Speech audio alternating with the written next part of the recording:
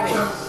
On Friday, I had this new guy working with me, and I love when I work with new people because it's like, man, I'm just going to hit them with the gospel. Like, I'm always looking for opportunities to share Jesus with people, right? So I had this guy this coworker come working with. So I don't know if he really understood the gospel, so I was just excited.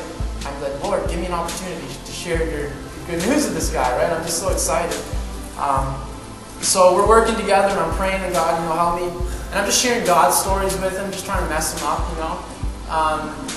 crazy God stories to help, just build a little bit of faith into people. And then I just felt like a little door open, and I said, I'm taking it, and I just went into the gospel. I said,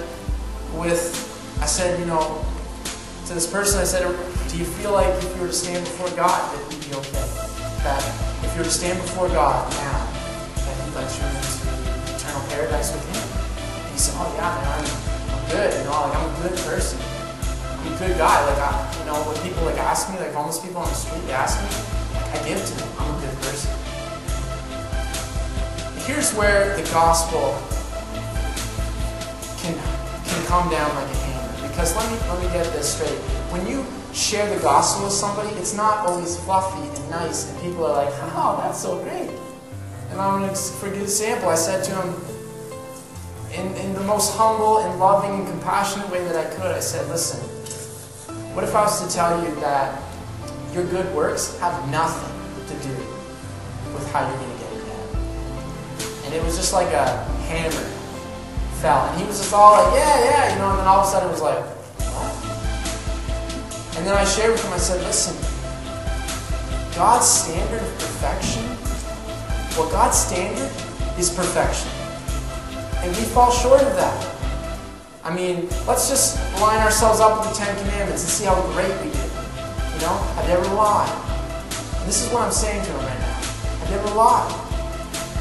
Have you ever stolen anything insignificant of value? Have you ever taken the Lord's name, used God's name as just flippantly, as like a curse word? Have you ever murdered? You may seem like, I'm good in that one, but it says in Matthew that if you've been angry with someone, that God says that that's the same as murder in His eyes.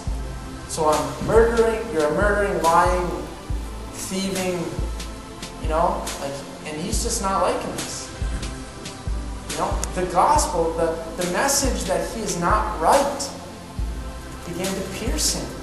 And it was almost like a physical change happened before my own eyes. It was like he was and then all of a sudden, he just wanted nothing to do with conversation. He was just just totally out of it. And it was so shocking, it's such a quick change, that it's like, man, he shut down. I had to step back after just sharing the fact that he was going to miss out on heaven because of his sin. And I didn't even get to share the beauty of Jesus. Man, I didn't even share the best part of it. Come on, I got to share, the gospel isn't just sin. The gospel is Jesus, that He came to wash away our sin and give us new life. So I basically tracked him down. I just tracked him down. He was trying to get away from me, and I hunted him down. And then I got to I just slammed Jesus on him in the most compassionate, loving way that I could. And I was just like, man, Jesus though has come, and it was just the first part of it though shook him. It was so whoa, and it reminded me of the reality of the power of truth. Because when you preach gospel truth, it sinks into people's heart and it explodes lies. In verse 13, everything is laid to bear. People will hold on to lies and grip them tight. But when you preach the gospel truth, when you proclaim gospel truth into them, all of a sudden the lies that people are holding on to and the foundation of sand that they're standing on begins to just crumble.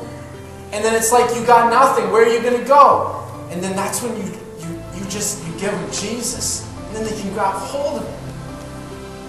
There's hope for me. Right? There's hope for me. That's the beauty of the gospel. And it is dividing. It pierces deep.